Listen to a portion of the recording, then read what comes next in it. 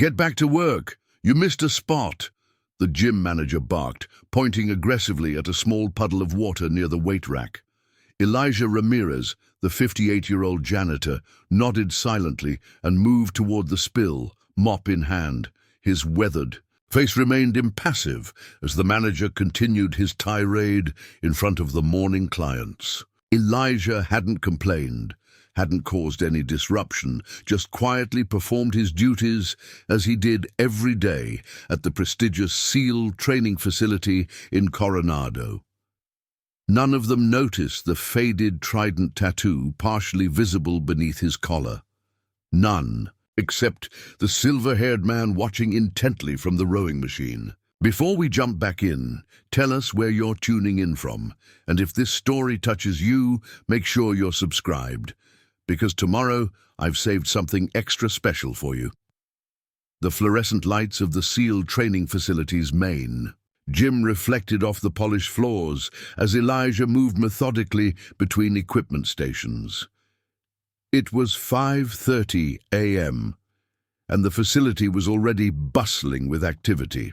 Civilian personal training clients mixed with active duty personnel taking advantage of the state-of-the-art facility that had recently opened its doors to premium-paying civilians to supplement funding.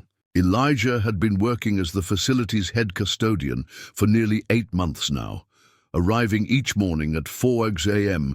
to ensure everything was spotless before the first wave of morning warriors arrived. He moved with quiet efficiency, his slight limp barely noticeable to those who weren't paying attention. Most didn't. To them, he was simply part of the background, invisible except when something needed cleaning. The gym manager, Derek Stratton, a former college athlete with an inflated sense of self-importance, had taken particular interest in making Elijah's job more difficult since his hiring 3 months ago. Derek had come from a commercial gym chain and brought with him a disdain for support staff that bordered on cruelty. "Ramirez!" Derek's voice boomed across the gym floor, causing several clients to look up from their workouts. "How many times do I have to tell you to keep these floors dry? Someone could slip and sue us." Elijah had just finished mopping a different section, the result of a client who had spilled their protein shake and walked away without reporting it. He turned slowly, his deep-set eyes meeting Derek's for just a moment before dropping respectfully. "Yes, sir. I'll take care of it right away," Elijah responded, his voice low but clear, carrying the faint echoes of a Spanish accent softened by decades in America. "Don't yes, sir me," Derek mocked, approaching Elijah with an exaggerated swagger that drew attention from more gym-goers. "Just do your job correctly the first time. We pay you to clean, not to stand around daydreaming about whatever backwater village you came from." The casual racism wasn't new. Elijah had heard variations of this since arriving in the United States as a young man decades ago. His face remained impassive, a skill perfected through years of practice in situations far more stressful than an arrogant gym manager's tantrum.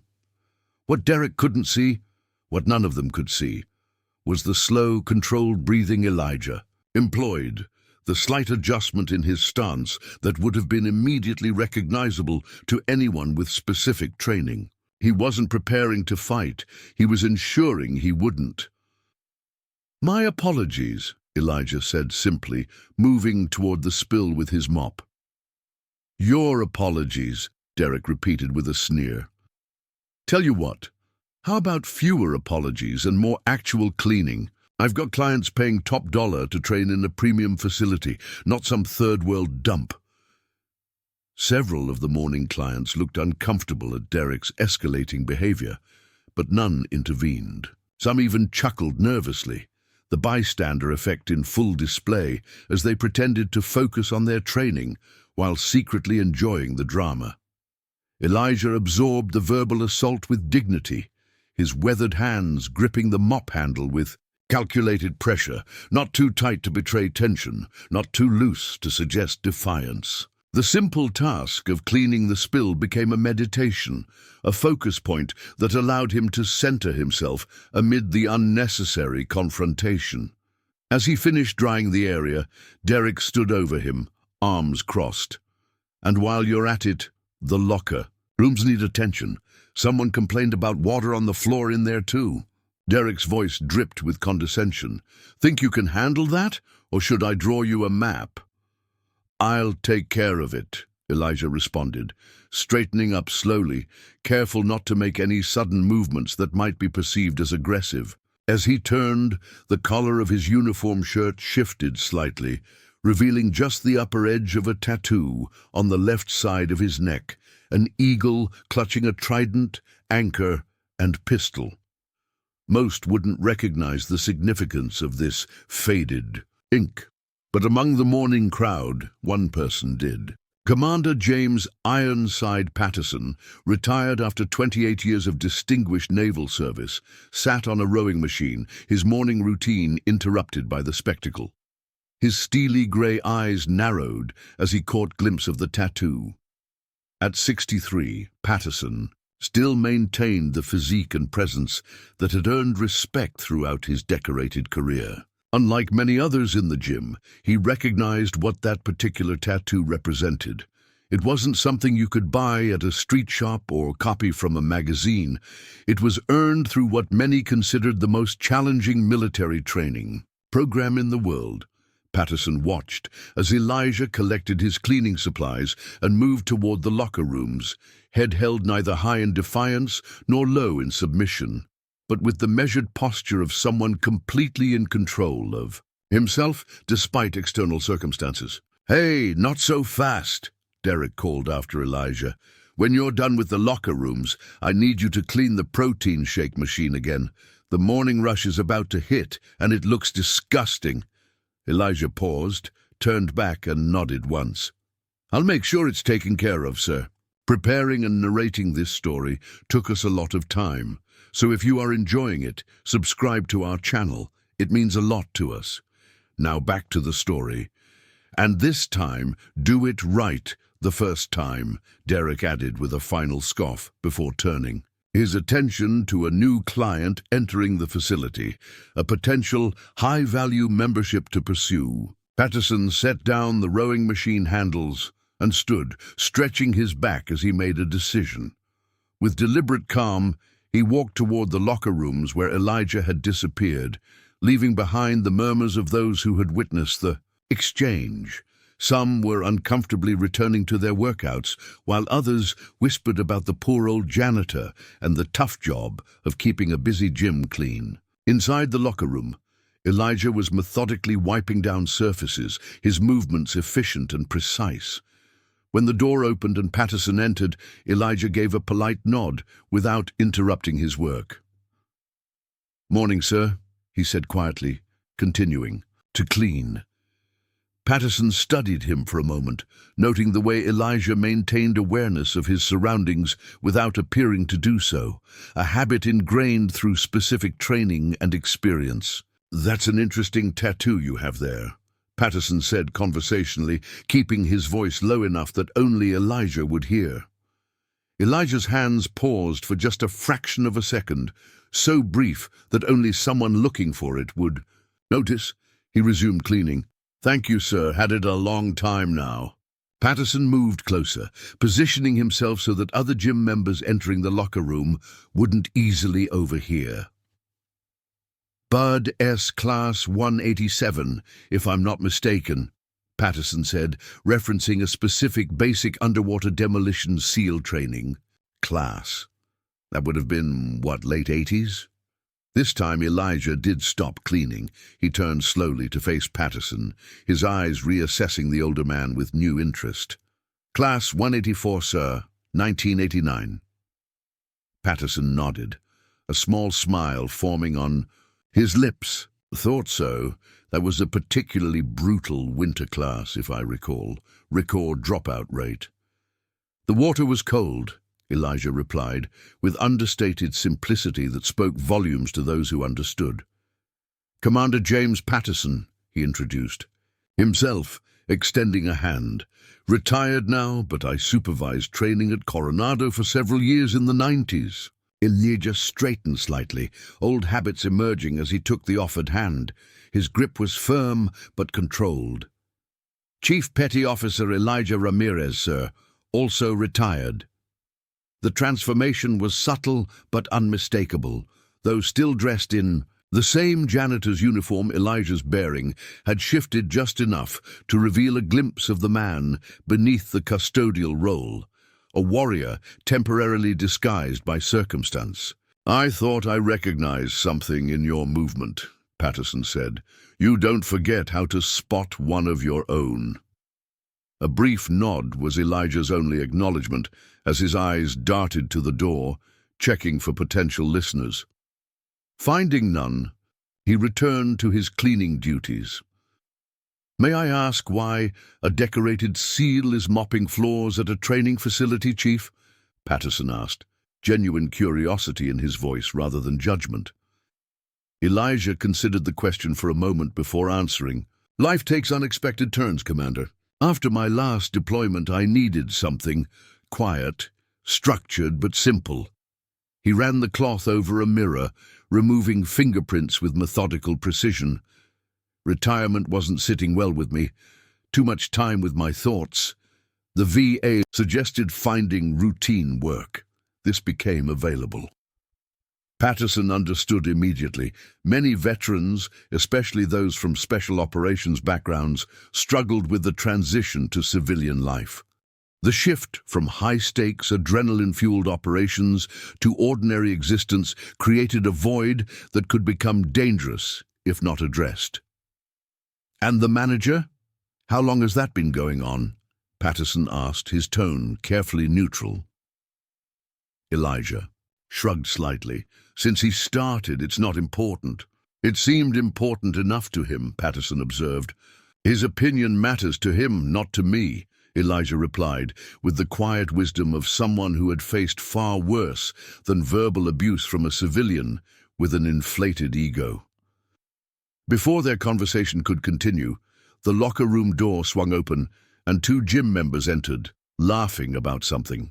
Patterson and Elijah exchanged a look of mutual understanding before Patterson moved toward a locker, seamlessly transitioning to the appearance of a casual interaction. "Make sure you get those showers properly sanitized," Patterson said loudly. Enough for the newcomers to hear, falling into the expected dynamic between facility member and custodian. Elijah played along perfectly. "Yes, sir, right away." As Patterson pretended to retrieve something from a locker, he spoke again, his voice dropping to a near whisper. "Some of us are meeting tomorrow. 0700 at Harborside Coffee. Old teammates, mostly. You should join us." With that, he closed the locker and walked out, leaving Elijah to his duties and his thoughts. The invitation hung in the air, an outstretched hand to a brother in arms, who perhaps needed reconnection more than he realized. Throughout the rest of the morning, Elijah continued his work with the same quiet efficiency. Derek made several, more unnecessary comments as the day progressed, each one designed to establish dominance or provoke a reaction. Elijah absorbed them all without visible effect, though anyone who truly knew him would have recognized the controlled stillness that had once made him an exceptional operator in high-stress environments. At noon, Elijah took his scheduled lunch break, sitting alone outside the facility on a bench overlooking the bay. He unwrapped a simple sandwich and ate methodically, his gaze fixed on the distant horizon where water met sky. This daily ritual brought him peace, a moment of solitude that helped balance the constant noise of the busy facility. His moment of tranquility was interrupted when the back door opened and Derek emerged with two clients, continuing a sales pitch about the exclusive benefits of the premium membership package. Upon noticing Elijah, Derek paused. "Still on break, Ramirez? The women's changing area needs attention. One of the shower drains is backing up." Elijah checked his watch. He still had 12 minutes of his legally mandated break remaining. "I'll take care of it as soon as my break finishes." "Sir," Derek's expression darkened, "I'm not asking you to take care of it later. I'm telling you to take care of it now. That's what we pay you for." The two clients looked uncomfortable, exchanging glances as they witnessed the interaction. One of them, a woman in her 40s, began to say something, but then seemed to think better of it. Elijah carefully wrapped the remaining portion of his sandwich and stood. "Of course, I'll attend to it immediately." As he moved past Derek toward the door, the manager added a final barb. "And try to be invisible in there. The last thing these ladies need is some creepy janitor hanging around while they're changing." The comment was deliberately provocative and unprofessional. Elijah paused briefly, his back to Derek, and for just a moment, something dangerous flickered in his eyes. A glimpse of the man who had once conducted operations in environments where split-second decisions determined life or death. Then it was gone, replaced by the calm acceptance that had become his shield in civilian life. "I always announce my presence and place appropriate signage, sir. Facility protocol." Inside, as Elijah gathered his plumbing tools, he found himself confronting questions he had been avoiding for months. Why did he tolerate this treatment? He had faced enemy combatants, navigated political minefields in foreign territories, led men through situations where failure meant death. Yet here he was, accepting disrespect from someone who had never faced a fraction of what he had survived. The answer came, as it always did, because this job, this simple, structured routine, gave him purpose when he had been drifting. After 3 decades of service, multiple combat deployments, and the loss of too many brothers, Elijah had found himself struggling with the transition to civilian life. His wife had passed 5 years earlier from cancer. His 2 children were grown with families of their own in different states. The structured environment of military service had been replaced by an emptiness that threatened to consume him. This job, mundane as it was, provided rhythm, structure, a reason to rise each morning and contribute something, even if that contribution went unnoticed or unappreciated. The disrespect was inconsequential compared to the void it helped fill. As the afternoon progressed, Patterson observed Elijah from a distance while completing his workout. He noticed how the other staff members treated the janitor, with dismissal at best, contempt at worst. Yet he also saw how Elijah moved through it all with a dignity that spoke volumes about his character. At 4:30 p.m., as Elijah was cleaning the mirrors in the main gym area, Patterson approached him again, timing his conversation when Derek was occupied with a membership tour on the far side of the facility. "That invitation stands, Chief," Patterson said quietly, pretending to adjust his form in the mirror. 0700 tomorrow, Harborside Coffee." Elijah continued wiping the glass surface. "With respect, sir, I'm not sure that's a good idea." "Because that life is behind me now." Patterson studied Elijah's reflection in the mirror. "Is it? Because from where I stand, you've just changed battlefields, not left the fight." The observation struck deeper than Patterson could know. Elijah had told himself the same thing on countless sleepless nights, that he was still serving, just differently, that maintaining this facility was its own form of mission. But hearing it articulated by someone else made the rationalization sound hollow, even to his own ears. "The men would benefit from meeting you," Patterson continued, "especially the younger ones, transitioning out now. They need to see that there are different paths forward." Elijah's rhythm faltered slightly. "Even janitorial work, especially honest work that serves others," Patterson corrected. "There's no shame in any form of service, Chief. You know that better than most." Before Elijah could respond, Derek's voice interrupted from across the gym. "Ramirez! Those mirrors should have been done an hour ago. We've got the evening rush coming in." Patterson turned, his expression hardening as he watched Derek approach. For a moment it seemed he might intervene, but Elijah gave an almost imperceptible shake of his head, a silent request to let the situation play out as it had dozens of times before. "Yes, sir, almost finished," Elijah responded, increasing his pace slightly but maintaining the thoroughness that characterized all his work. Derek reached them, pointedly ignoring Patterson as he addressed Elijah. "When you're done here, which should have been already, I need you to restock all the towel stations and clean the protein shake residue again. Some idiot didn't know how to work the machine." The idiot in question had been Derek himself, as Elijah had witnessed earlier, but he merely nodded in acknowledgement. As Derek turned to leave, Patterson cleared his throat. "Excuse me," Patterson said, his voice carrying the natural authority of someone accustomed to command. Derek paused, turning back with an expression of mild annoyance at being addressed by a mere gym member. "Yes, can I help you with something?"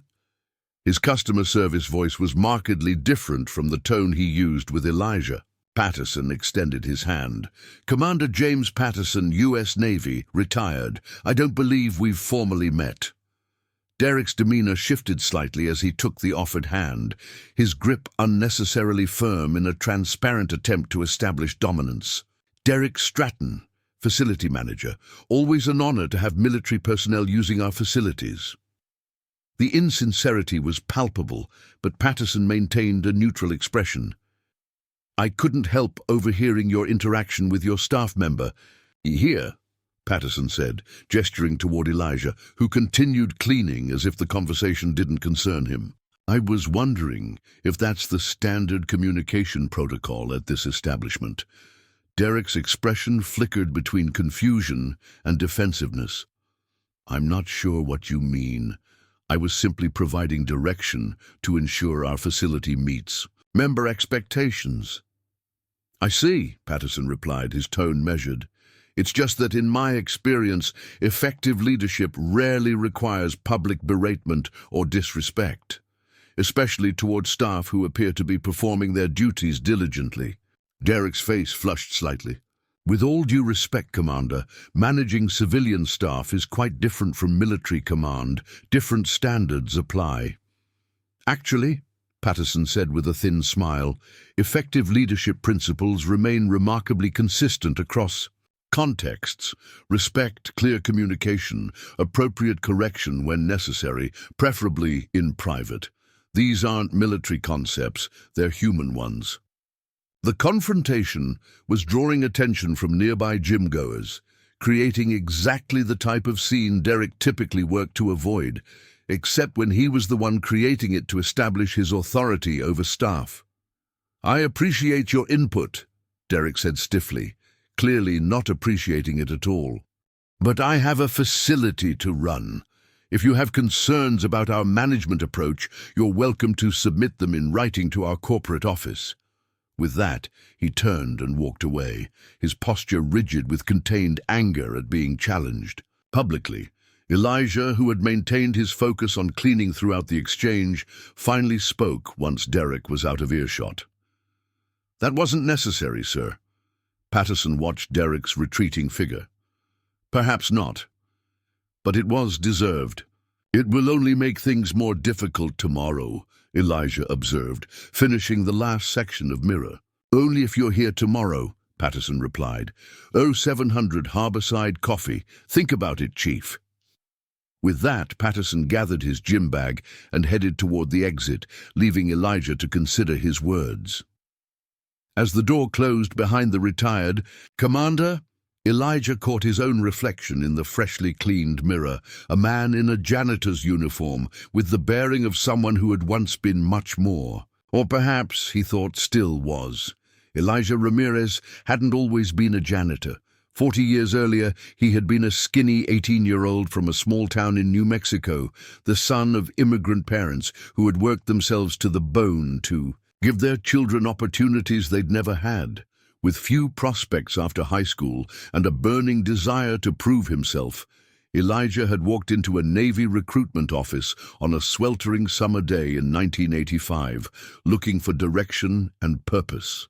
What he found was his calling. Basic training had revealed something in Elijah that even he hadn't known existed: an unbreakable resilience, a capacity to endure hardship that surpassed nearly everyone around him.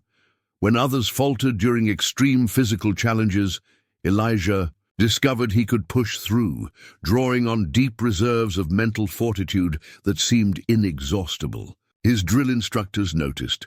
One pulled him aside during the final week. "Ramirez, you ever thought about trying out for the teams?"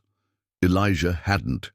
Growing up in rural New Mexico, his knowledge of naval special warfare had been limited to occasional movies and sparse news reports. But the seed was planted, and after completing his initial training, Elijah volunteered for basic underwater demolition, SEAL, Bud S training.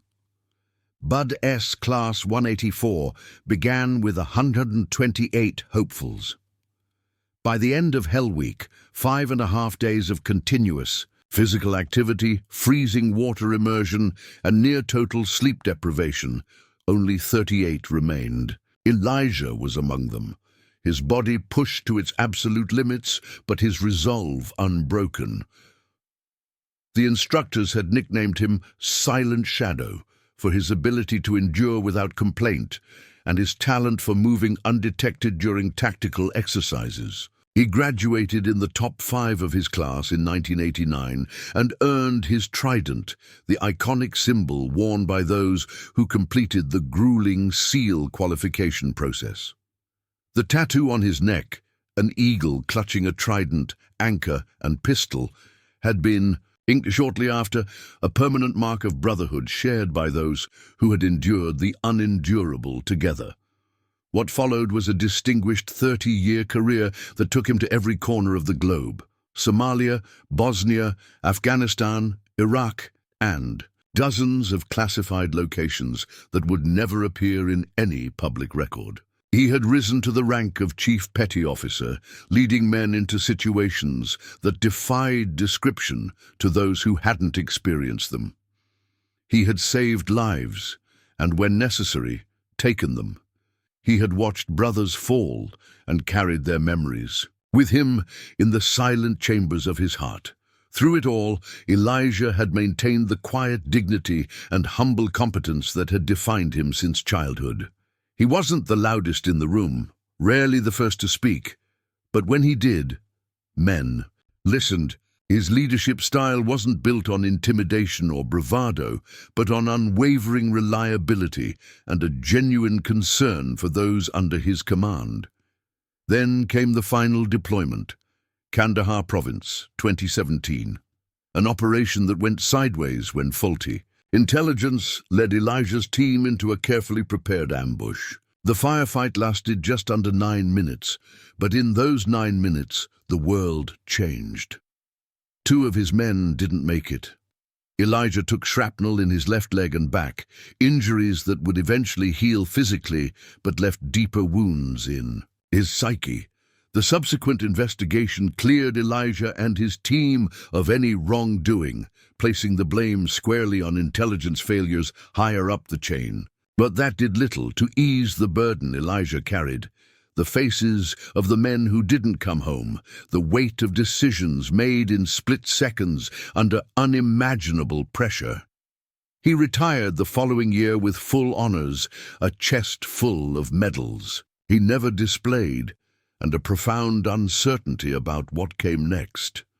The transition to civilian life had been more challenging than any military obstacle course. Without the structure, purpose, and brotherhood that had defined his existence for 3 decades, Elijah found himself adrift. His wife, Maria, had been his anchor during those first difficult months of retirement. They had met during one of his rare extended stateside rotations in the mid-90s. She was a teacher with a quick wit and a nurturing spirit, who somehow understood the complex man beneath the stoic exterior. She had loved him through deployments, through the nightmares that followed some operations, through the long silences when he returned from places he couldn't discuss. But then cancer took her, swift and merciless, just 2 years into his retirement. And Elijah found himself truly alone for the first time since joining the Navy. The spiral that followed was gradual but relentless. Days without purpose stretched into weeks. The isolation deepened. His grown children, both living in different states with families of their own, called regularly but had their own lives to lead. Old teammates reached out, but Elijah gradually stopped responding, retreating further into himself. The VA psychologist had been blunt during their 3rd session. "Chief Ramirez, you're experiencing classic symptoms of depression compounded by adjustment disorder and possibly PTSD from your final deployment." Elijah had sat silently, neither confirming nor denying. "I can prescribe medication that might help," the psychologist continued, "but honestly, what you need most is structure and purpose. A reason to get up in the morning. Meaningful work, even if it's different from what you've done before." It was this conversation that had eventually led Elijah to the custodial position at the SEAL training facility in Coronado. When the job opened 8 months ago, it had seemed like a cruel joke at first, from leading elite operations to mopping floors in the same community. But the more Elijah thought about it, the more it made sense. The work was physical, straightforward, and necessary. It would keep him connected to the community that had been his home for 30 years, but in a capacity that allowed him the solitude he now craved. He took the job, moved into a modest apartment nearby, and established a new routine. Up at 3:30 a.m., coffee and a simple breakfast, at the facility by 4 a.m. to begin his duties. The structure was healing, the physical, work therapeutic. For the first time since Maria's death, Elijah felt his feet finding solid ground. The facility staff had largely treated him with casual indifference, just another invisible service worker maintaining their environment. Elijah preferred it that way. The anonymity was comforting, allowing him to observe the familiar world of SEAL training from a new perspective without the burden of recognition or expectations. That had changed 3 months ago when Derek Stratton was hired as the new facility manager. From their first interaction, Derek had singled Elijah out for criticism, seemingly irritated by the older man's quiet competence and unflappable demeanor. What began as occasional critical comments escalated into the daily public beratement that Commander Patterson had witnessed. Elijah had endured it all with the same stoic resilience that had carried him through Bud S and countless operations. Derek's petty tyranny was nothing compared to the real hardships he had faced, but something about Patterson's intervention had disturbed the careful equilibrium Elijah had constructed. As he finished his shift that evening, collecting trash and ensuring all equipment was properly sanitized for the morning crowd, Elijah found himself considering Patterson's invitation with unexpected seriousness. Harborside Coffee, 0700, a gathering of brothers he had been deliberately avoiding for months. The prospect both attracted and terrified him. He had been isolating himself deliberately, convinced that distance was the solution to the hollowness he felt. What would it mean to step back into that circle, even briefly? To be seen not as the invisible janitor, but as Chief Ramirez again. His evening routine was as structured as his workday. A 5-mile run along the beach as the sun set, the physical exertion helping to quiet the constant hum of thoughts. A simple dinner eaten at the small table in his sparsely furnished apartment. An hour of reading, currently a biography of Admiral William McRaven, himself a former SEAL and commander of U.S. Special Operations Command. Then bed by 21 to allow for sufficient rest before the early morning alarm. Tonight, however, the routine failed to provide its usual comfort. Patterson's words echoed in Elijah's mind. "You've just changed battlefields, not left the fight." Was that true? Had he been fighting all this time, just in a different way, or had he been hiding, using the menial job and self-imposed isolation as a shield against fully confronting his grief, his trauma, his uncertainty about who he was, if not an active duty SEAL? Sleep eluded him. At 2:30, Elijah rose and made coffee, then sat on his small balcony overlooking the distant lights of San Diego across the bay. The night air carried the salt tang of the ocean, a scent that had been the backdrop to so much of his life. He thought of his teammates from that final mission. Petty Officer First Class Jason Rodriguez and Lieutenant Junior Grade Michael Chen hadn't made it home. He had visited their graves at Arlington 6 months after the incident, standing motionless for hours as other mourners came and went around him. He had spoken to their families, looked into the eyes of Rodriguez's young son and Chen's pregnant wife. He had carried their memory every day since. What would they think of him now? The question surfaced unbidden. Would they understand his retreat from the brotherhood that had defined them all, or would they be disappointed in his self-imposed exile? By the time his alarm sounded at 03:30, Elijah had made a decision. He would go to work as usual, complete his morning duties with the same careful attention he always did. And then, at 07:00, he would go to Harborside Coffee. Not with any expectation or agenda, but simply to honor the connection that still existed, whether he acknowledged it or not. The facility was unusually quiet when Elijah arrived at 04:00. He moved through his morning routine with mechanical precision, restocking paper supplies, sanitizing equipment, mopping floors, checking that all systems were functioning properly. The work was physical but undemanding, leaving his mind free to rehearse what he might say at the coffee gathering, how he might explain his months of silence to men who had reached out repeatedly after Maria's passing. By 06:30, the facility was beginning to fill with early morning clients. Elijah was buffing the floor in the main entrance when Derek arrived, earlier than his usual 07:00 start time.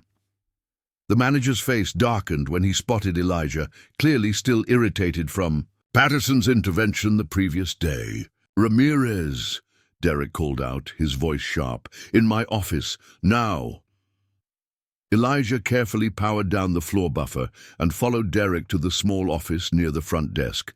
The space was ostentatiously decorated with fitness certificates and signed photographs of Derek with various minor celebrities, evidence of a carefully cultivated self-image. "Close the door," Derek instructed, settling behind his desk with exaggerated authority. Elijah complied, then stood at ease, hands clasped behind his back in an unconscious adoption of a military bearing. "I want to talk about yesterday," Derek began, leaning forward. "That little scene with the retired commander, did you put him up to that?" The accusation was so unexpected that Elijah momentarily failed to mask his surprise. "No, sir. I had no prior relationship with Commander Patterson before yesterday." Derek's eyes narrowed with suspicion. "So it's just coincidence that he decided to white knight for you after watching me provide standard managerial direction?" "I can't speak to his motivations, sir." "Well, let me be clear about mine," Derek continued, his voice hardening. "This is my facility to manage. I was brought in specifically to tighten operations and improve member experience. That means maintaining high standards for all staff, including custodial." Elijah remained silent, his face betraying nothing of the growing realization that this conversation was headed toward a predetermined conclusion. "Your performance has been adequate," Derek conceded reluctantly. "But your attitude needs adjustment. You don't engage properly with members. You don't project the energy and enthusiasm this facility requires. And now you're somehow involving members in staff matters, which is completely unacceptable." "I didn't involve Commander Patterson," Elijah clarified quietly. He chose to speak up on his own. That's not the point. Derek's voice rose slightly before he caught himself, glancing toward the closed door. He continued more quietly but with increased intensity. The point is that you've become a disruptive presence. We need team players here, Ramirez, people who understand the mission. The irony of Derek, who had never served a day in uniform, lecturing a 30-year SEAL veteran about understanding the mission, was not lost on Elijah, but he maintained his composed expression. I believe I understand the mission quite well, sir. To maintain a clean, safe, functional facility for all members and staff. Derek waved his hand dismissively. That's the bare minimum. We need people who elevate the experience, who contribute to the premium atmosphere we're trying to create, and frankly, your presence has become problematic. He pulled a folder from his desk drawer and opened it, revealing what appeared to be a termination notice already prepared with Elijah's name. I've consulted with corporate, and we've decided it would be best to part ways, Derek said, pushing the document across the desk. 2 weeks severance, standard confidentiality agreements. We'll need your keys and facility access card before you leave today. Elijah looked at the document, but made no move to take it. May I ask the official reason for termination? Failure to adapt to changing facility requirements, Derek replied smoothly. Nothing personal, just not a good fit. The reality, transparent to both men, was that Derek was eliminating someone who had become a threat to his authority after Patterson's public challenge. It was petty, vindictive, and entirely predictable. Elijah could have fought it, mentioned his spotless performance record, the lack of any formal warnings or improvement plans that typically preceded termination, could have noted the suspicious timing following Patterson's intervention, could have threatened age discrimination litigation, given that at 58 he was protected under employment law. Instead, he simply nodded once. I understand. The simple response seemed to unnerve Derek more than any argument would have. He had clearly been prepared for resistance, had perhaps even been looking forward to asserting his authority more forcefully. So, that's it? You're accepting termination? Derek asked, sounding almost disappointed. Yes, Elijah said. I'll clean out my locker and return my keys before I leave. As he turned to go, Derek added, And Ramirez? No need to finish. Your shift. We'll have someone cover your duties today. Elijah paused at the door. The protein shake machine needs thorough sanitizing. The women's locker room has a slow drain in the third shower that maintenance should check. And the supply room needs restocking of paper towels by noon. With that, he left, closing the door quietly behind him. His final act of service, ensuring the facility's needs would be addressed even in his absence. In the employee locker room, Elijah changed from his uniform into civilian clothes, a simple grey t-shirt and jeans that had seen better days. He placed his uniform neatly folded in the duffel bag he kept in his locker, along with a few personal items, a worn paperback book, a water bottle, a small framed photo of Maria that had kept him company during lunch breaks.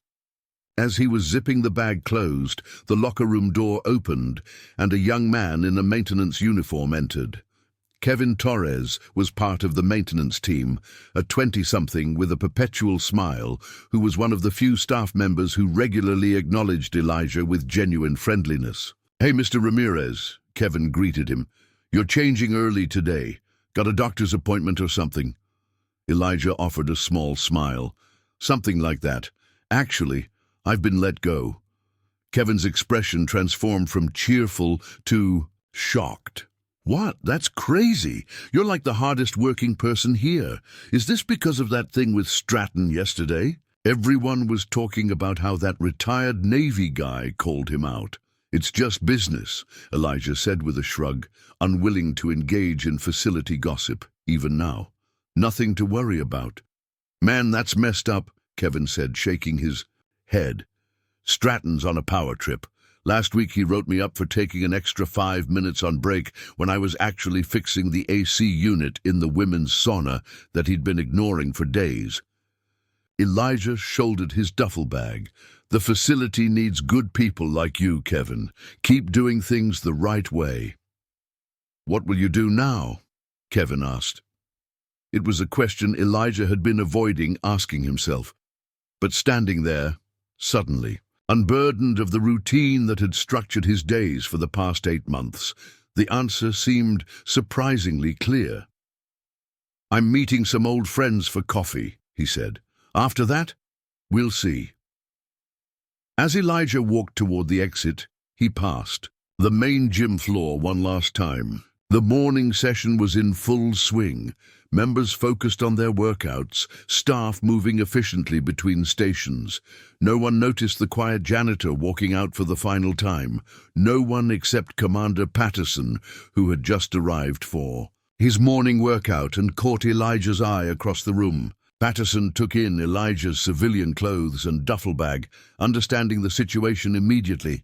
He changed direction, intercepting Elijah near the front entrance. "Chief," he said quietly, "everything all right?" Elijah glanced back at the facility that had been his anchor for the past 8 months. "Just a change in mission parameters, sir."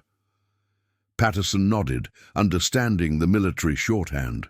"Stratton?" "It doesn't matter," Elijah said. "It was time for a change anyway." "The coffee meeting still stands," Patterson said. "ZO 700. In fact, it might be even more relevant now."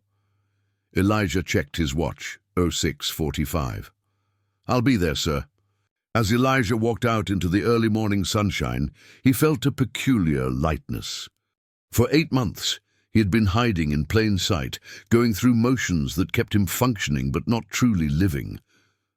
The structure had been necessary then, a lifeline when he was drowning in grief and purposelessness. But perhaps now it had become a limitation rather than a support. He thought of Maria, of what she would say seeing him now. She had always seen more in him than he recognized in himself, had always pushed him to reach beyond comfortable boundaries. "My warrior." With a poet's heart, she had called him, understanding the complexity beneath his quiet exterior.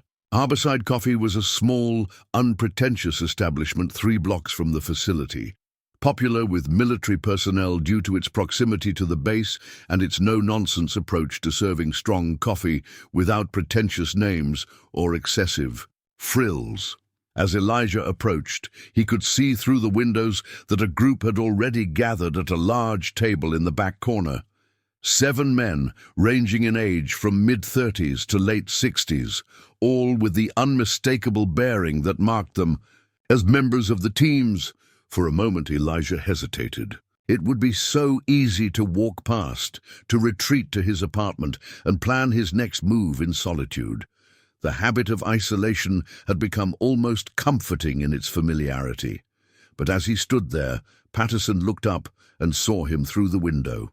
Their eyes met, and Patterson gave a small nod of encouragement.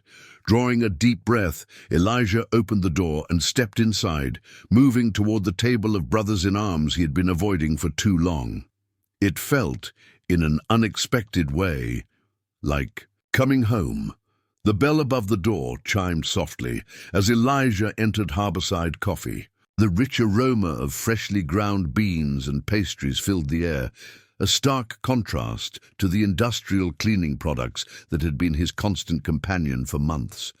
7 pairs of eyes turned toward him simultaneously, a synchronized awareness that came from years of operating in environments where situational awareness meant survival. Commander Patterson rose first, extending his hand. "Glad you made it, Chief." Elijah shook the offered hand, nodding respectfully. "Commander." "Just James here," Patterson corrected with a smile. "We left the ranks at the door." One by one, the other men stood to greet Elijah.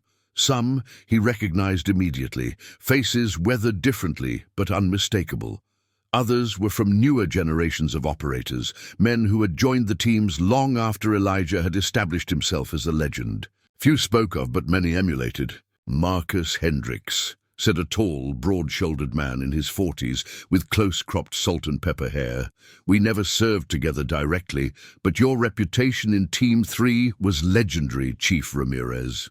Another man, younger with a neatly trimmed beard and the intense focus common to EOD specialists, extended his hand.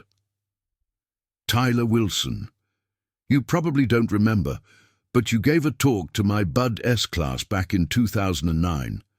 Your words about adaptability under pressure got me through hell. Weak. One by one, they introduced themselves, a mixture of retired operators and active duty men on leave or between deployments. Each had a connection to Elijah, whether direct or through the intricate web of relationships that defined the SEAL community. The final introduction came from a man in his late 60s, silver-haired and lean, with eyes that had seen more than most could imagine. Raymond Collins, he said simply. Team 2, 75 to 99. We ran that operation in Mogadishu together in 93. Elijah's expression softened slightly. I remember. You saved our entire squad when the extraction went sideways. Collins shook his head. That was all you, Eli. I just provided covering fire while you figured out how to get 8 men through an alley that was supposed to be impassable. The gathered men made room for Elijah at the table. A waitress approached, a young woman, with a no-nonsense efficiency that suggested military background herself. Coffee? She asked Elijah. Black, please, he replied. Should have guessed, she said with a smile, returning moments later with a steaming mug that she placed before him with a respectful nod before leaving the men to their conversation. For a moment, silence settled over the table, not awkward but contemplative, each man acknowledging in his own way the significance of Elijah's presence after his long absence from their community. Patterson finally broke the silence. I think everyone here knows about the situation at the training facility. Several men nodded, and Elijah raised an eyebrow in question. News travels fast in our community, Tyler explained, especially when it involves disrespect to one of our own. It wasn't important, Elijah said, taking a sip of his coffee. Respectfully, Chief. I disagree, said Marcus. When a civilian manager with an inflated ego decides to publicly humiliate a decorated operator with 30 years of service, that's something the community takes notice of. Elijah set down his cup. I was a janitor doing a job, nothing more. Raymond Collins, the eldest of the group, leaned forward. That's where you're wrong, Eli. You've never been nothing more. Not in Mogadishu, not in Kandahar, and not while pushing a mop at that facility. The job doesn't define the man defines the job. The words struck deeper than Elijah had expected. For months, he had been using the janitorial position as a shield, a way to hide from his own identity, while still maintaining the structure he needed. Had he really believed that the uniform changed who he was at his core? I heard you were let go this morning, Patterson said, his tone neutral, but his eyes conveying understanding. News really does travel fast, Elijah observed dryly. Torres. He called me, Patterson explained, referring to the young maintenance worker. He was pretty upset about it, said Stratton didn't even give you a chance to defend yourself. There was nothing to defend, Elijah replied. He made a decision. I accepted it. Tyler shook his head in disbelief. That's it? After how he treated you, you just walked away. Sometimes walking away requires more strength than engaging, Elijah said quietly. A lesson many learned too late. The younger men at the table exchanged glances, absorbing the wisdom in those simple words. It was a perspective that came only with experience, understanding when a battle wasn't worth fighting, when pride was less important than peace. "So, what's next for you, Chief?" Marcus asked, genuine concern in his voice. Elijah considered the question. For the first time in months, perhaps years, he didn't have a structured plan to follow. The realization was both terrifying and strangely liberating. "I haven't decided," he admitted. Patterson reached into his jacket pocket and pulled out a folded piece of paper, sliding it across the table to Elijah. "You might want to consider this," he said. Elijah unfolded the paper, a printed email with the Navy SEAL Foundation letterhead. He scanned the content quickly, his expression revealing nothing of his thoughts. "They're establishing a new veteran transition program," Patterson explained to the others, "specifically designed to help operators adjust to civilian life through meaningful work and community reintegration. They're looking for program directors with extensive field experience." Elijah refolded the paper carefully. "I'm not qualified for this. My education is limited to military training and field experience." "That's exactly what qualifies you," Raymond countered. "Who better to guide operators through transition than someone who understands the challenges firsthand? Someone who's faced the void that comes after service and found ways to navigate it, however imperfectly." Elijah's resistance was visible in the slight tension of his shoulders. "I'm not in a position to guide anyone right now." "Aren't you?" Patterson asked gently. "The fact that you recognize your own struggles makes you more qualified, not less. Perfect transitions don't exist, Eli, but honest ones do, and that's what these young operators need. Honesty about how hard it is, combined with practical strategies for finding purpose beyond the teams." Before Elijah could respond, the bell above the cafe door chimed again. All eyes turned to see Derek Stratton enter, dressed in expensive athletic wear with the facility logo prominently displayed. He was speaking loudly into his phone, oblivious to the gathering of operators watching his entrance. "Told corporate it was a liability issue," he was saying. "Guy was pushing 60, moving too slow for our premium environment. We need young, energetic staff who project the right image." Derek froze mid-sentence as he finally registered the table of intensely focused men staring at him from the back corner. His eyes widened in recognition when he spotted Elijah among them, and the color drained from his face as he took in the caliber of men surrounding his former employee. For a tense moment, the cafe seemed suspended in silence. Derek's phone. Call forgotten as realization dawned that he had walked into a situation far outside his comfort zone. 7 former and active duty SEALs, plus Elijah Ramirez, created a concentration of lethal capability that was palpable even to a civilian like Derek. Patterson stood slowly, his movement deliberately casual, but carrying an unmistakable authority. "Mr. Stratton," he said, his voice carrying across the cafe without being raised, "why don't you join us for a moment? We were just discussing community relations." Derek's eyes darted to the door, clearly calculating whether he could exit gracefully, but the distance and Patterson's steady gaze made retreat seem both obvious and cowardly. I'm actually in a hurry," Derek stammered, holding up his phone as if it explained his need to leave. "This won't take long," Patterson assured him, gesturing to an empty chair at their table. "Coffee's on me." The invitation carried the unmistakable weight of a command. Derek swallowed visibly, ended his call with a mumbled excuse, and approached the table with the reluctant steps of a man walking toward his own judgment. As Derek reached the table, none of the operators rose to greet him or extended a hand. Their collective silence was more intimidating than any overt hostility could have been. These were men accustomed to letting their actions speak, to communicating volumes with minimal words or gestures.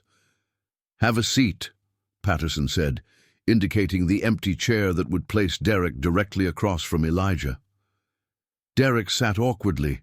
His usual confidence evaporated in the presence of men whose quiet intensity made his manufactured authority seem hollow by comparison.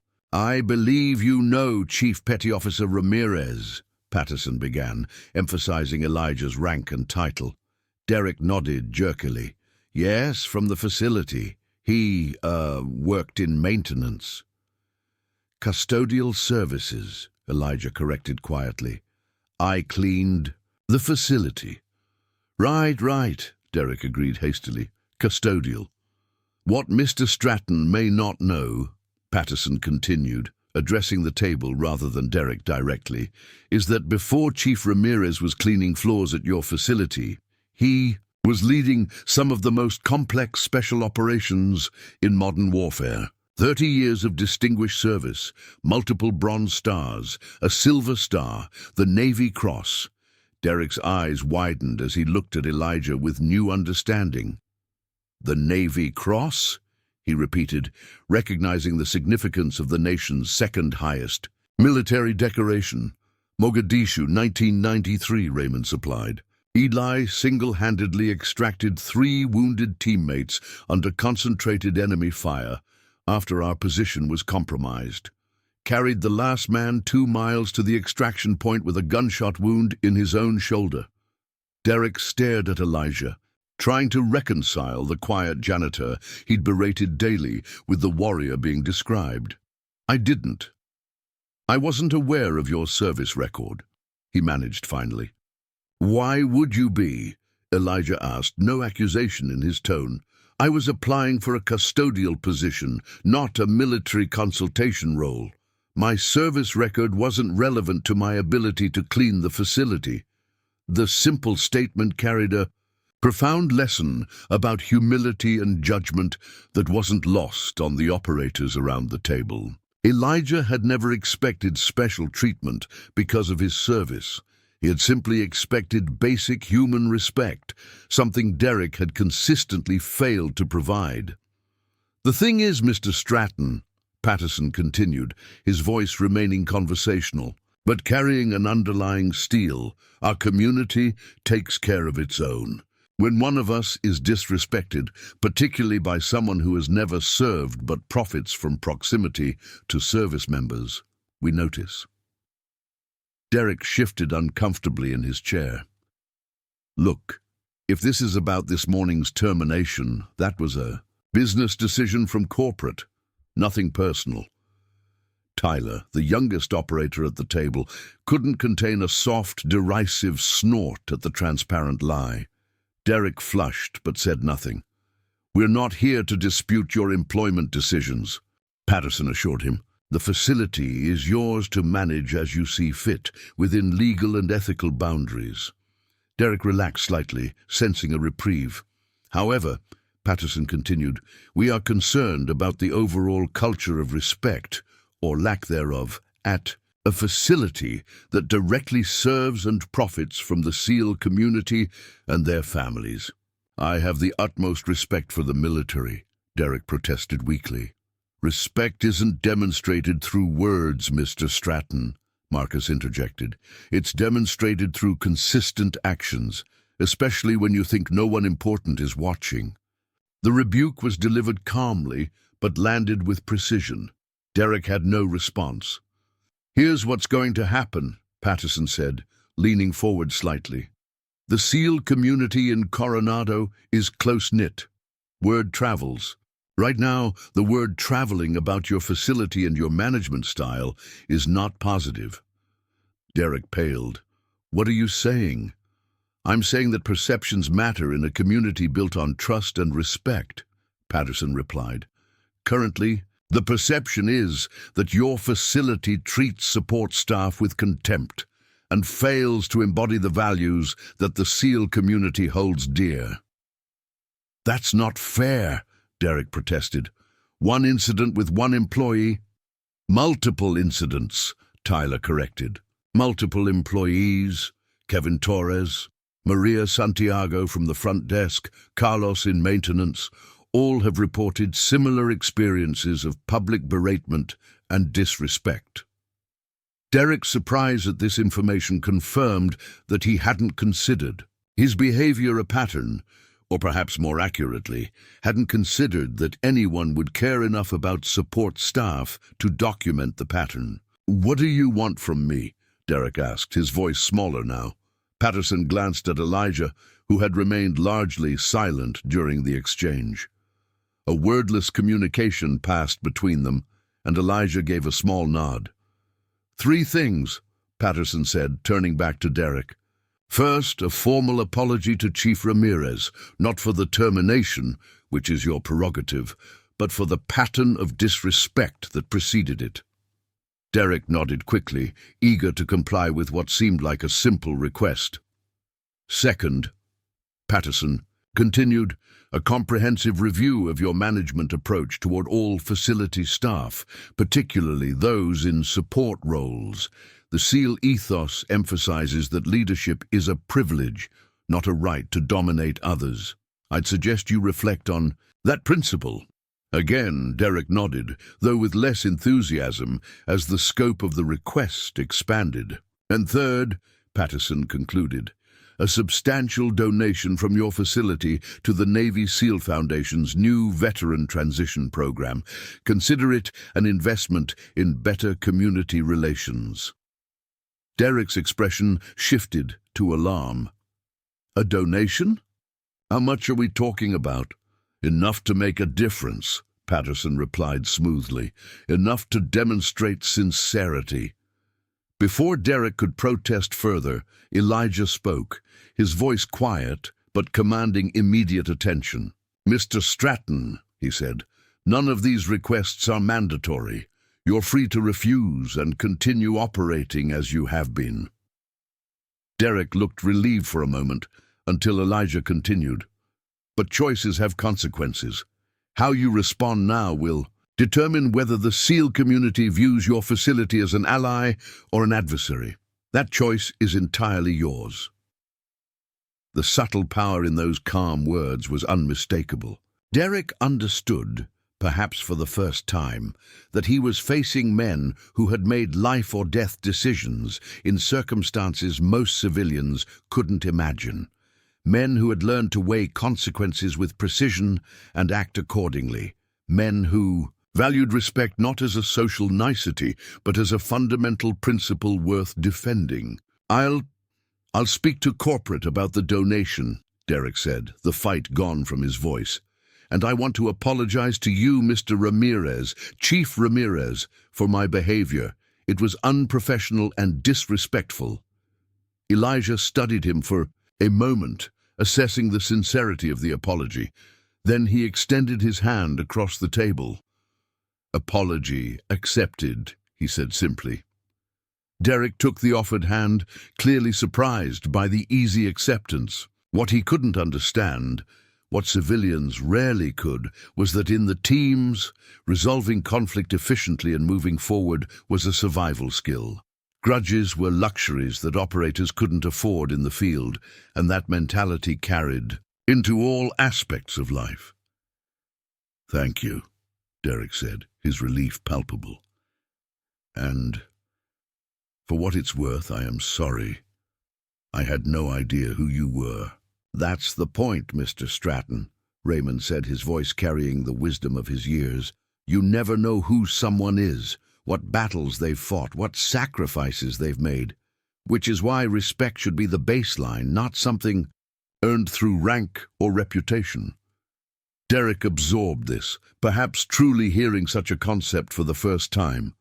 Patterson stood, signaling that the conversation was concluded. "We appreciate your time, Mr. Stratton," he said. "The waitress can take your contact information for follow-up regarding the donation." Understanding the dismissal, Derek stood quickly, nodded awkwardly to the table of operators, and retreated to the counter where the waitress was already waiting with a form, apparently briefed in advance about her role in this carefully orchestrated encounter. As Derek occupied himself with paperwork at the counter, the operators turned their attention back to Elijah. "Was that necessary?" Elijah asked quietly, though without real criticism. Patterson smiled slightly. Probably not, but it was deserved. And sometimes people like Stratton need a direct object lesson in the consequences of disrespect. Not for my sake, Elijah clarified. No, Marcus agreed, for the sake of every other veteran who might work under him in the future, for every support staff member who deserves basic dignity. Sometimes the battle you fight isn't for yourself, but for those who will come after you. That sentiment resonated deeply with Elijah. Throughout his career, he had often found his greatest motivation not in personal glory or recognition, but in creating safer paths for those who would follow. Whether securing territories, developing improved tactical approaches, or mentoring younger operators, his focus had always been on the collective mission rather than individual achievement. Speaking of those who come after, Patterson said, nodding toward the door. Elijah turned to see 3 young men enter the cafe, all in their early 20s, moving with the distinctive confidence of newly minted seals. They spotted the table of operators and approached respectfully, clearly recognizing several of the older men. "Commander Patterson," the lead young man said, offering a crisp nod that wasn't quite a salute, but carried the same respect. "You asked us to join you this morning?" "Yes, come sit down," Patterson invited, gesturing to empty chairs. "Gentlemen, these are 3 of our newest team members, fresh out of SQT last month, Ryan Martinez, Aaron Washington, and Chris Evans." The young operators took seats, their expressions a mixture of curiosity and reverence, as they were introduced to the older men around the table. When Patterson came to Elijah, he paused significantly. "And this is Chief Petty Officer Elijah Ramirez," he said, "one of the most respected operators in team's history, though you won't find his name in many books." The young men's expressions shifted to one of recognition and immediate respect. Even in the carefully anonymous world of special operations, certain names became legendary within the community itself. "Chief Ramirez," the one called Martinez said, his voice conveying genuine awe. "It's an honor, sir. Our instructors used your Kandahar extraction as a case study in adaptive tactical response." Elijah nodded acknowledgement, somewhat uncomfortable with the recognition, but understanding its importance to these young operators who were still finding their identity within the teams. "These men," Patterson explained to Elijah, "are part of why we wanted you here today. They're facing their first deployment next month, Afghanistan, ironically enough." Elijah studied the 3 young faces, determined, confident, but carrying the subtle tension of men preparing to step into the unknown.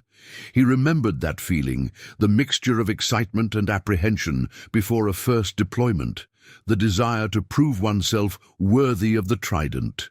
"The operational briefings will give you the tactical information you need," Elijah said to them, speaking directly for the first time since they'd arrived.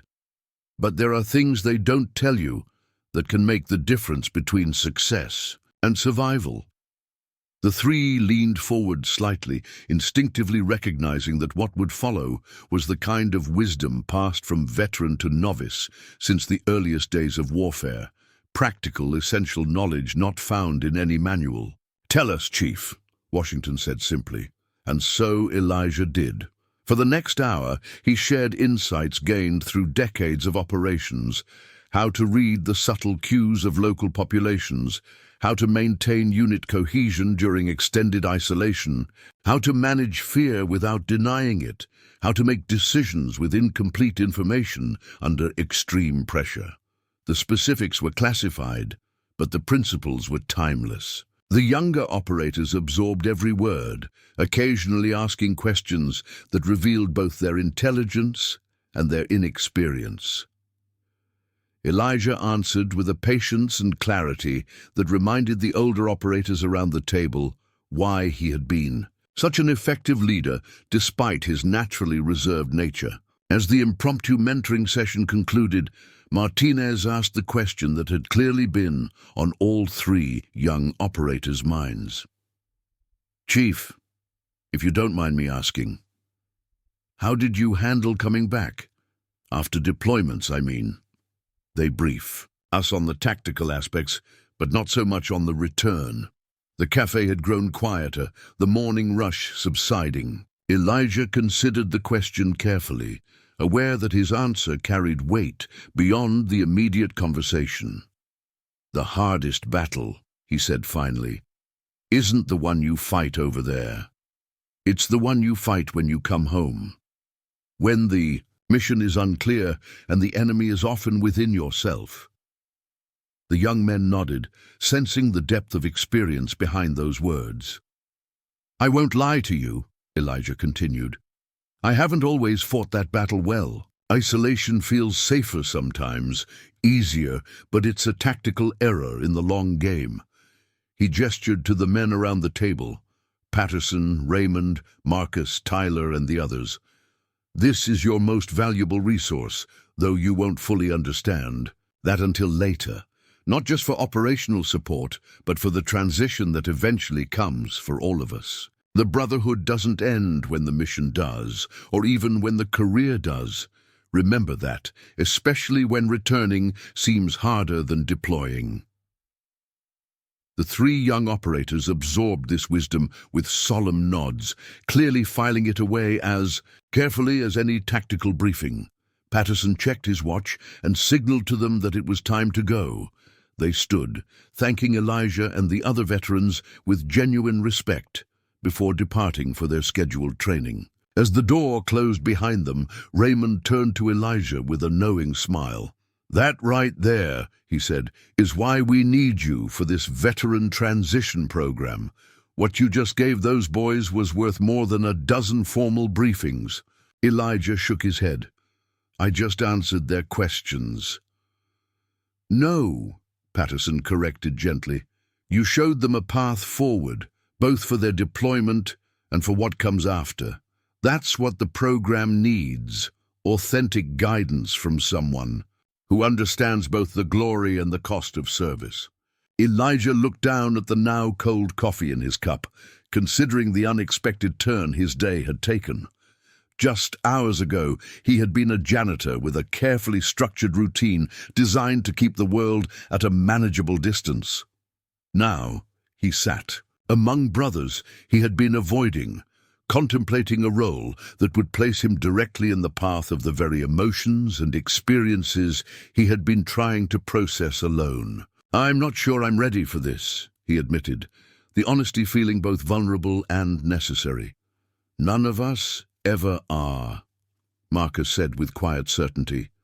"Not for our first deployment, not for our last, and definitely not for what comes after. Ready isn't a prerequisite for necessary, Chief. You taught me that in Fallujah 2004. Elijah remembered. A mission that had gone sideways, requiring immediate adaptation with incomplete intelligence and limited resources. The team had been hesitant, not feeling adequately prepared for the sudden change in objectives. His words then had been simple, but effective.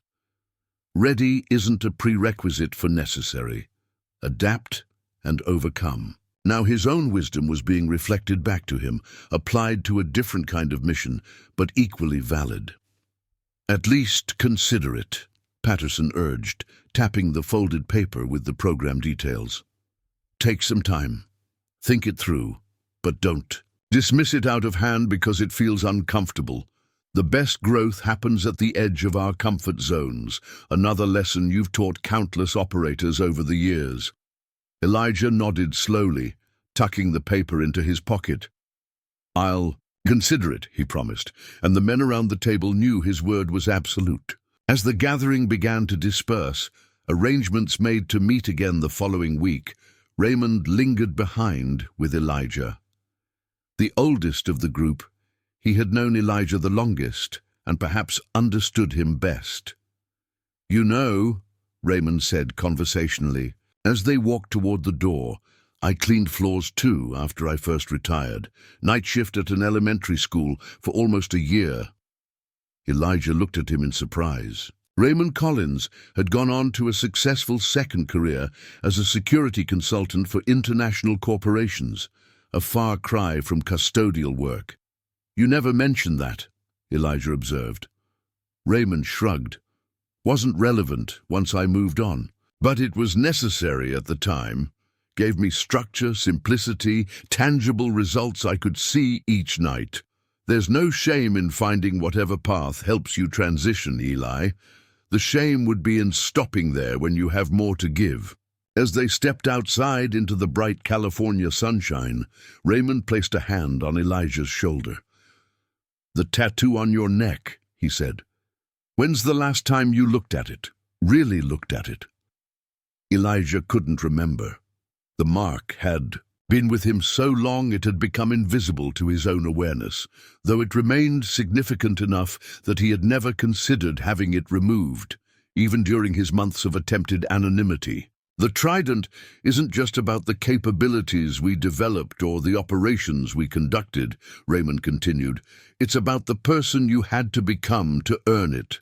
That person doesn't disappear when circumstances change, Eli. He's still there, whether you're carrying a weapon or a mop bucket. With that, Raymond departed with a casual salute, leaving Elijah standing outside the cafe, the weight of the program details in his pocket balanced against the lighter feeling in his chest, the stirring of purpose he had felt since Maria's passing. He touched the tattoo on his neck thoughtfully, feeling the slightly raised skin where the ink had penetrated decades earlier.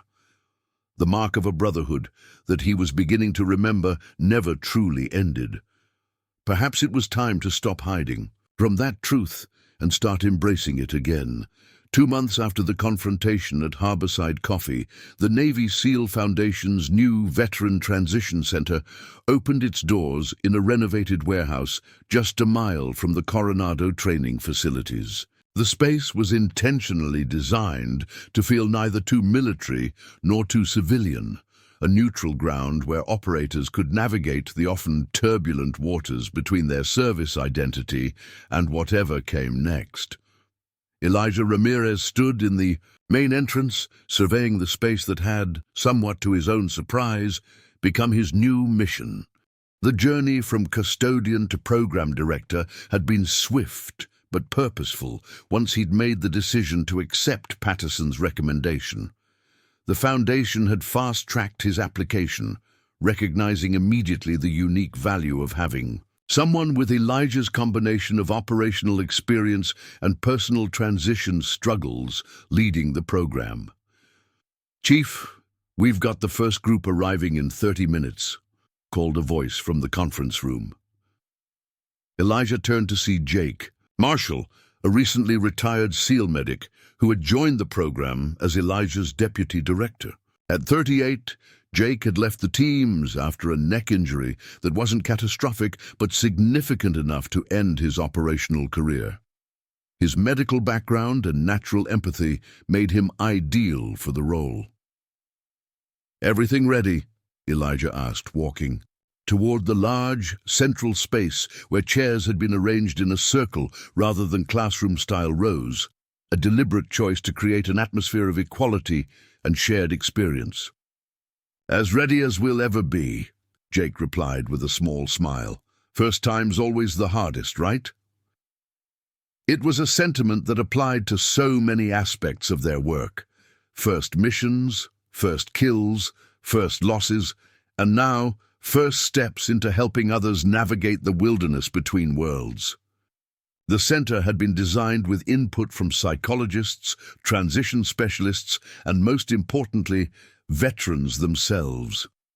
Beyond the main gathering space, there were smaller meeting rooms for one-on-one counseling, a state-of-the-art gym that recognized the importance of physical activity in maintaining mental health, workshop areas for developing practical civilian skills, and even a quiet meditation room, something that would have been mocked in active duty settings but had proven invaluable for those battling the internal chaos that often accompanied transition. The Foundation had spared no expense, fueled partly by several substantial donations, including one from the SEAL training facility that had formerly employed Elijah. Derek Stratton had been true to his word, convincing corporate leadership that supporting veteran transition efforts was both a moral obligation and smart business for a facility that catered to military personnel. The size of the donation suggested he had been quite persuasive, or perhaps that the senior leadership had recognized the potential public relations disaster his management style had nearly created. Elijah had been involved in every aspect of the center's development, from program design to facility layout. The work had pulled him out of isolation, forcing him to engage not just with the SEAL community, but with mental health professionals, employment specialists, financial advisors, and others who could provide the comprehensive support transitioning operators needed. The work had been healing in ways he hadn't anticipated. Each time he advocated for a particular program element or facility feature based on his own difficult transition, he found himself processing his experiences rather than simply enduring them. The void left by Maria's death and his military retirement remained, but it had begun to fill with new purpose, new connections, new meaning. "I added something to your office this morning," Jake mentioned as they walked through the facility, "for a final check. Hope you don't mind." Elijah raised an eyebrow but said nothing as they reached the modest office he had claimed as his own, significantly smaller than what his position entitled him to, but characteristic of his preference for functionality over status. On the wall opposite his desk, where previously there had been only a simple calendar, now hung a shadow box display. Inside was Elijah's Navy Cross, along with his trident insignia and a photograph of his SEAL team from the Mogadishu operation that had earned him the nation's second-highest military decoration. He had kept these items stored in a box under his bed for years, unable to display them, but equally unable to discard them. "The guys thought it was important," Jake explained, watching Elijah's reaction carefully, "not for ego or glory, but for the men who'll be coming through that door. They need to see that their struggles are shared by someone who's walked the hardest paths and emerged intact, even if not unscathed." Elijah studied the display silently. The medal had never been about personal pride for him. It represented a terrible day when he had done what was necessary to bring his men home, most of them anyway. But Jake was right. Context mattered. Here, in this space dedicated to helping operators find their footing after service, the medal wasn't a boast, but a bridge. Tangible proof that the man guiding them understood the costs of the life they were transitioning from. "It'll stay," Elijah said simply, and Jake's relieved smile confirmed he'd made the right decision. A soft chime from the security system announced the arrival of the first vehicle. Elijah glanced at his watch. 20 minutes early. Operators were trained to arrive ahead of schedule, a habit that apparently survived the transition to civilian life. "Here we go," Jake said, moving toward the entrance to greet the arrivals. Elijah remained behind for a moment, taking a deep breath as he prepared to meet the first cohort of transitioning operators who would pass through the program.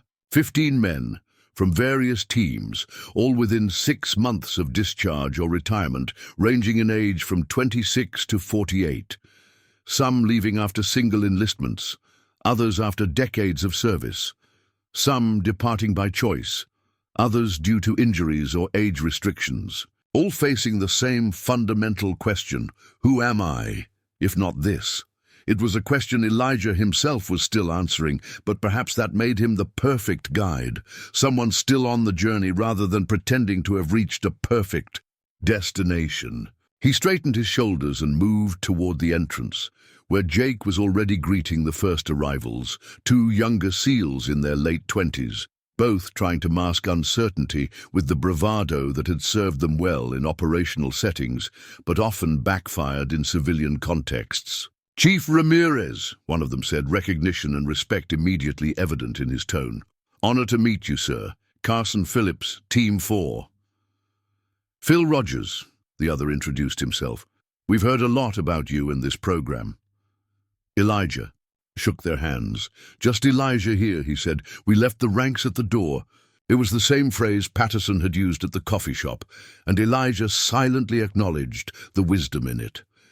Transition required new identities, new relationships to authority and hierarchy, new ways of connecting beyond the structured roles of military service. As more operators arrived, Elijah observed their body language, the subtle tells that revealed their mental states beneath the composed exteriors. Some exhibited the restless energy of men unaccustomed to slowing down, constantly, scanning environments even in ostensibly safe locations. Others showed signs of the hypervigilance that often accompanied post-traumatic stress, positioning themselves with clear sightlines to exits, startling slightly at unexpected sounds. A few displayed the flat affect that often masked depression, going through social motions without genuine engagement.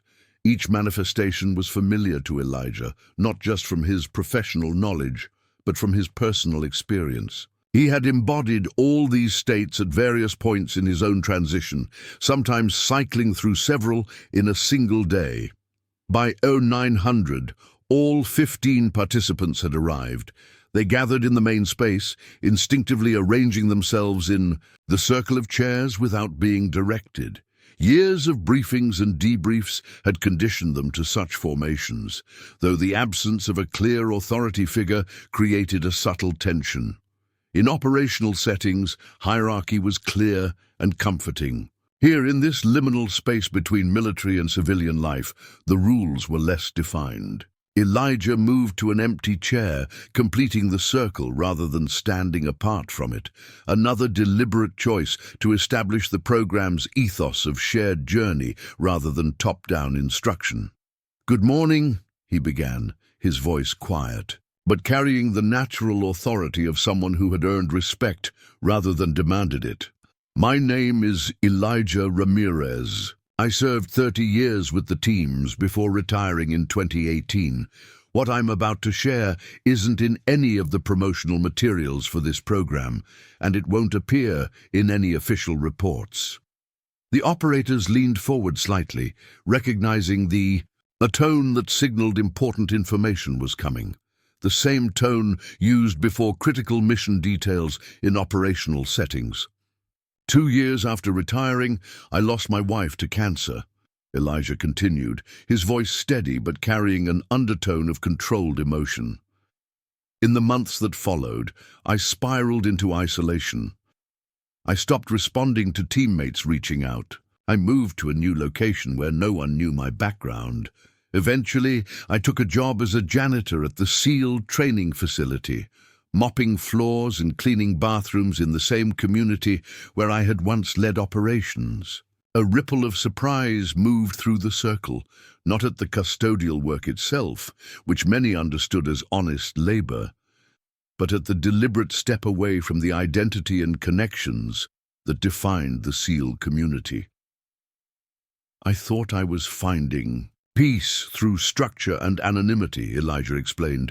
In reality, I was hiding from grief, from purposelessness, from the terrifying question of who I was, if not an active duty operator. He let the admission settle, noting the uncomfortable shifts from several participants who recognized aspects of their own struggles in his words. 2 months ago, something happened that forced me to confront that reality. The facility manager, a civilian with no military background, had been treating me with escalating disrespect for months.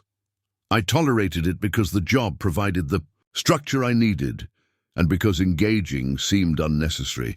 Then one day, a retired commander recognized the trident tattoo on my neck. Elijah touched the mark briefly, the gesture drawing the eyes of the operators to the faded ink partially visible above his collar. That chance encounter led to connections I had been avoiding, which led to conversations I needed to have, which eventually led to this program and all of you sitting here today. I'm not sharing this because it's a neat success story with a perfect ending. I'm sharing it Because transition isn't a straight line. It's not something you complete and check off. It's an ongoing process of rediscovering who you are when the uniform and mission are gone. Jake handed Elijah a stack of journals, simple, durable notebooks with no military insignia or foundation branding. Each of you is getting one of these, Elijah said, passing them around the circle. Not for us to read, but for you to map your own journey. The first exercise is simple, but not easy. On the first page, I want you to write your answer to one question. Who am I beyond my service? He let the question hang in the air for a moment, watching as several men instinctively tensed at the challenge it represented. Don't worry. If the page stays blank for a while, Elijah assured them. Mine did. For months. This program isn't about forcing immediate answers. It's about creating the space and providing the tools for you to find your own answers over time. For the next 4 hours, Elijah and Jake led the group through a carefully designed introduction to the program, explaining available resources, establishing ground rules for confidentiality and mutual respect, and facilitating initial discussions about common transition challenges. The approach balanced military directness with psychological insight, creating an environment where these elite operators could acknowledge vulnerabilities without feeling exposed or diminished. As the morning session concluded and the group broke for lunch, Carson Phillips approached Elijah privately. "Chief, sorry, Elijah," he corrected himself. "That story about the facility manager, what happened with him, seems like the kind of guy who needed a serious attitude adjustment." The question revealed the young operator's still active military mindset, where direct confrontation of disrespect was often the preferred solution. Elijah recognized it as an opportunity to illustrate one of the program's core principles. "He received exactly what he needed," Elijah replied. "Not what I might have wanted to give him in the moment, but what actually created positive change. The situation was resolved without violence or escalation, and the facility ended up making a substantial donation to this program." Carson looked skeptical. "So he just got away with treating you like that?" "Did he?" Elijah asked mildly. "Or did the experience teach him something valuable about respect and judgment, about the consequences of treating people as less than they are?" The younger man considered this perspective. "I'm not sure I could have shown that kind of restraint." "That's why transition is a process, not an event," Elijah said. "The skills that serve us well in operational settings aren't always the ones that serve us best in civilian life.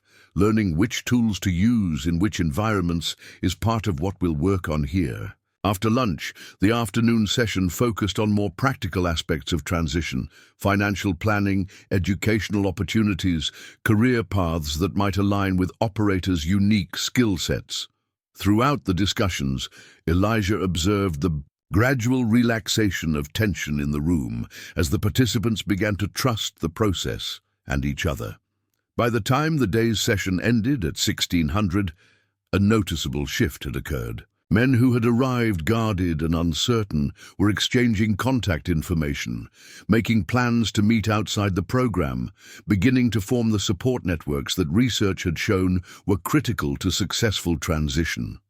As the last participants departed, Jake joined Elijah in the main space, helping to rearrange furniture for the next day's activities. "First day in the books," Jake said. "What's your assessment?"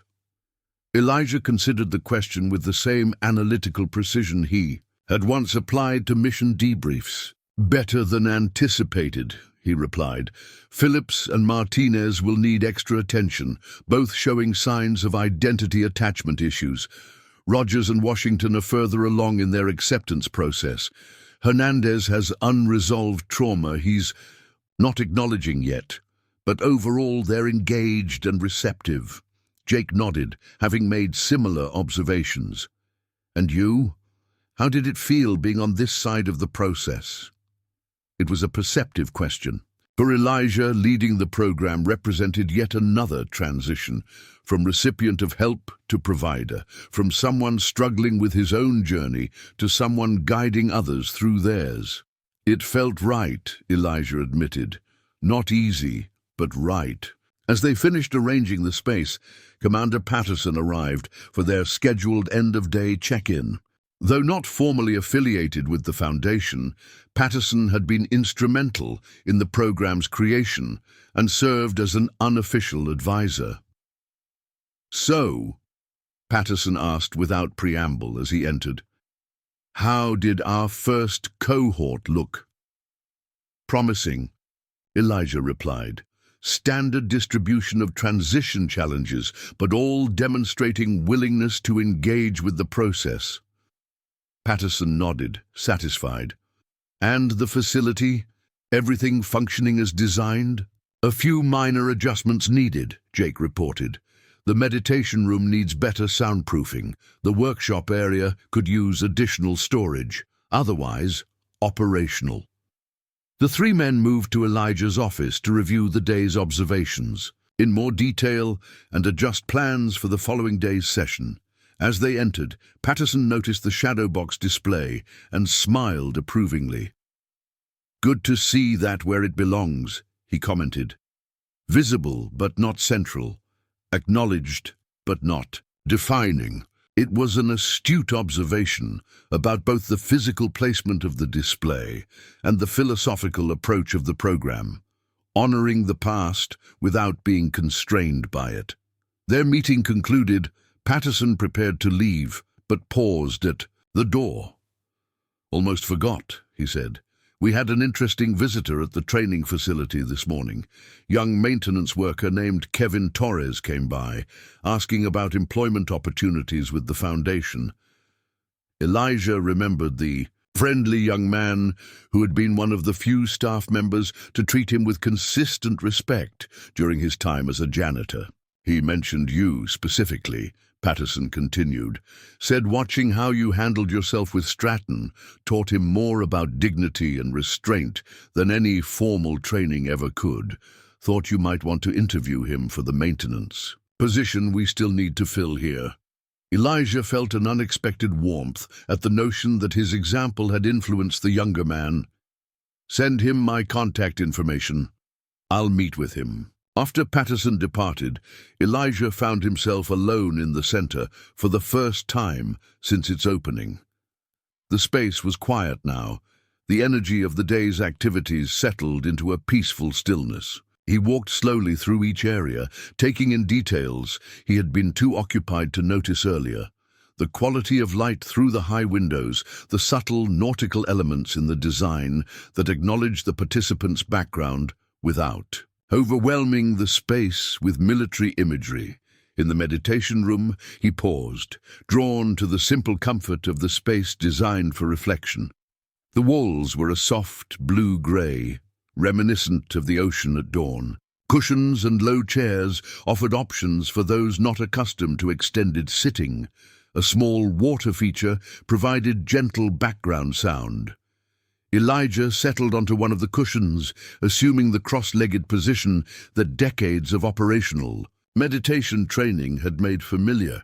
He closed his eyes, allowing his breathing to slow naturally as he processed the day's events.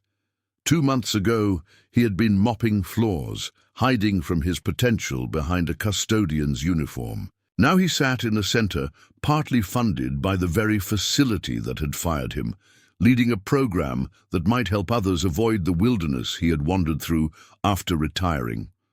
The journey from there to here hadn't been planned or direct, but it had been necessary. As he meditated, Elijah's thoughts turned to Maria. What would she think of this new chapter? He could almost hear her voice, the slight teasing lilt she often used when he was being particularly stoic. "See, I told you there was more to you than the uniform, mi amor." The memory brought not pain, but a gentle comfort, the sense that this path would have pleased her, that the work he was now doing honored both his service and her belief in what he could be beyond it. His meditation was interrupted by the soft chime of the security system, indicating someone had entered the building. Checking his watch, Elijah saw it was just past 18:30, well after the day's scheduled activities had concluded. Up next, you've got two more standout stories right on your screen. If this one hit the mark, you won't want to pass these up. Just click and check them out. And don't forget to subscribe and turn on the notification bell so you don't miss any upload from us.